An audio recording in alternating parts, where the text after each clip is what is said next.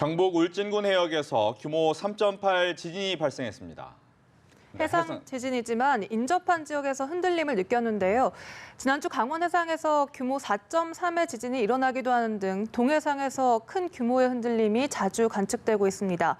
이와 관련해서 김동혁 기상전문기자와 얘기 나눠보겠습니다. 어서 오세요. 네. 김 기자, 오늘 새벽에 일어난 지진 먼저 정리를 해볼까요?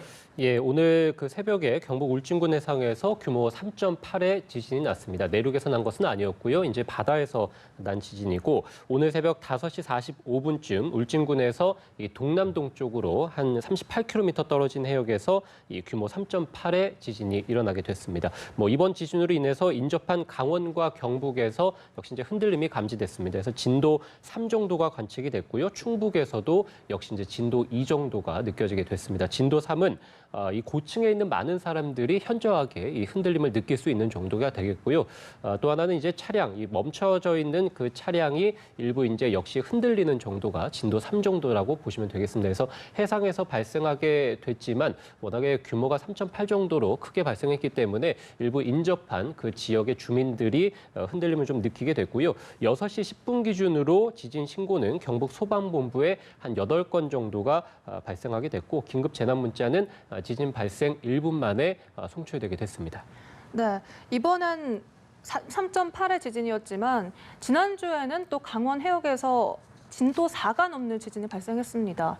그렇습니다. 그 지난주 금요일이었죠. 그 강원 해역에서 역시 이제 규모 4.3의 지진이 발생하면서 굉장히 많은 지역에서 그 흔들림을 느끼신 분들이 많습니다. 그래서 인접한 강원도라든지 경북 지역뿐만이 아니라 그 수도권까지도 그 서울에서도 유감 신고가 접수되기도 했습니다. 역시 이제 지진이 발생하고 난 이후에 그 저주파가 이 고층에 있는 건물 그 사람들의 그 흔들림을 좀 느끼게 하는 그런 주파수가 되겠거든요. 근데 그 지진이 있은 이후에 저주파가 수도권까지 굉장히 먼 지역까지도 흔들림을 좀 느낄 수 있게 했다라는 것이 이제 원인이라고 볼 수 있겠고요. 역시 이제 동해상에서 그렇게 본다면 지난주 금요일에 규모 4.0이 넘는 지진이 발생했고 또 며칠 만에 오늘 경북 그러니까 또 역시 또 동해상이 되겠죠. 동해상에서 규모 3.8의 역시 지진도 발생하게 됐습니다. 네, 금요일에 발생하고 월요일에 발생하다 보니까 이 지진 사이에 연관성이 있는 것은 아닌가라는 생각이 들거든요. 어떻습니까?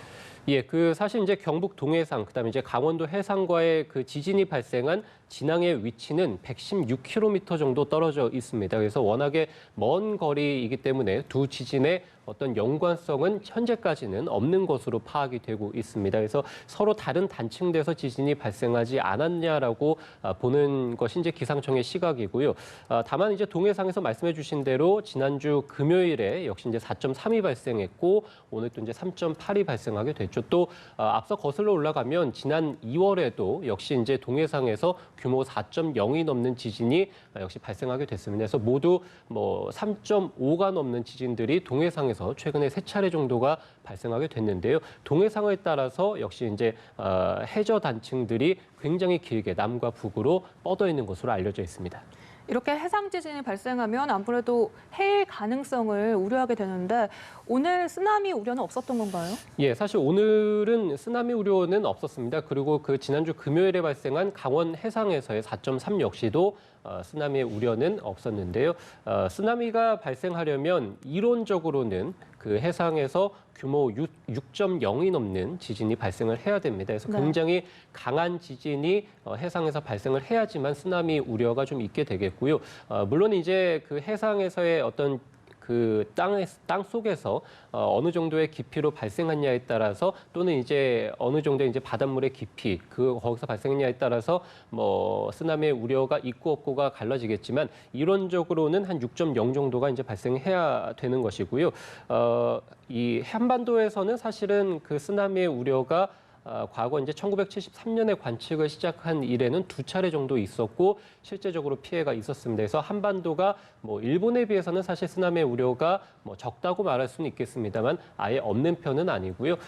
주로 이제 일본의 서쪽 해상에서 굉장히 강한 지진이 발생하게 되면 거기서 발생한 쓰나미가 동해상으로 밀려 들어올 가능성이 있습니다. 1983년에는 서해 쪽에서 일본의 서쪽 해상에서 7.7의 규모 7.7의 지진이 발생했는데 이 동해상에서 사망자 1명, 실종자 2명, 부상자 2명. 그래서 실제적으로 지진 피해로 인한 그 쓰나미 우려로 동해상에서 피해가 있은 바도 있습니다. 네, 지난주 금요일 지진 때는 재난 문자가 좀 늦게 왔기 때문에 거기에 대한 질타가 상당히 많았는데 이번에는 어땠습니까? 예, 그 사실 아까 말씀드린 대로 그 이번에 지진이 발생하고 나서 한 1분 만에 재난 문자가 발송하게 됐는데요.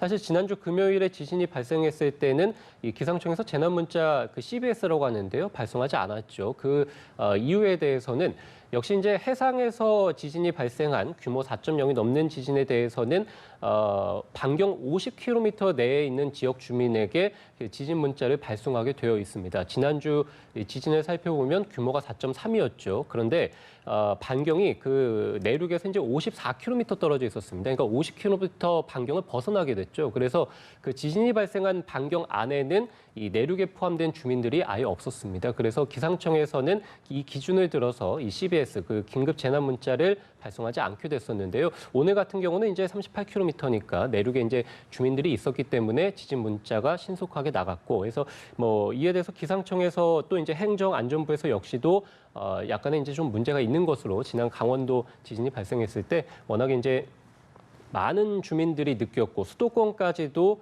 흔들림이 감지가 됐지만 지진 문자가 발생하지 않았고 뒤늦게 이제 지자체 뭐 삼척이라든지 동해 이런 시에서 뒤늦게 발생을 했기 때문에 뭐 기상청이나 행안부에서 이에 대해서 수정 보완하겠다라고 밝혔습니다. 네, 이렇게 지진이 일어났다는 문자를 받으면 가장 먼저 어떻게 대처를 해야 하나요? 예, 저희가 그 지진이 발생하면은 뭐 기상 전문 기자나 여러 이제 기자들이 문자를 받게 되는데요.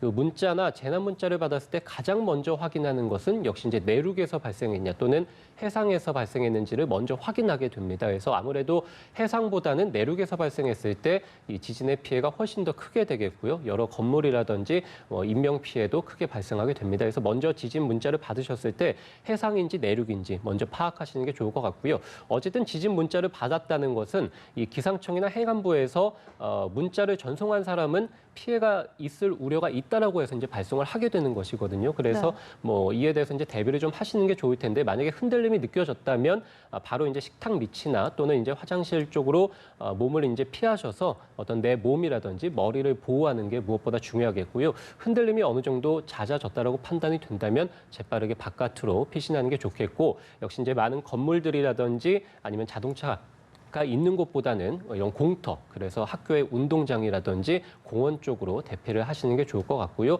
뭐 차량을 운행하신다면 이제 즉시 차량을 멈추고 역시 이제 빨리 공터라든지 이런 주변에 아무 어떤 건물이라든지 이런 피해가 떨어질 만한 이런 물건들이 없는 곳으로 대피를 하시는 게 좋겠고요. 뭐 가장 중요한 것은 지진이 언제 일어날지 또 어느 시각에 일어날지 알 수가 없습니다. 그래서 뭐 지자체라든지 시도 이런 또는 면사무소 이런 데 연락을 하시면은 내가 이 머무는 곳에서 가장 가까운 대피소를 안내해 줍니다. 그래서 미리 이런 것들을 파악하시는 게 좋겠고요. 또 어떤 비상 연락망 같은 것도 미리 좀 적어 두신다면 이런 지진이라든지 재난 문자가 발송했을 때 큰 도움이 될 것 같습니다.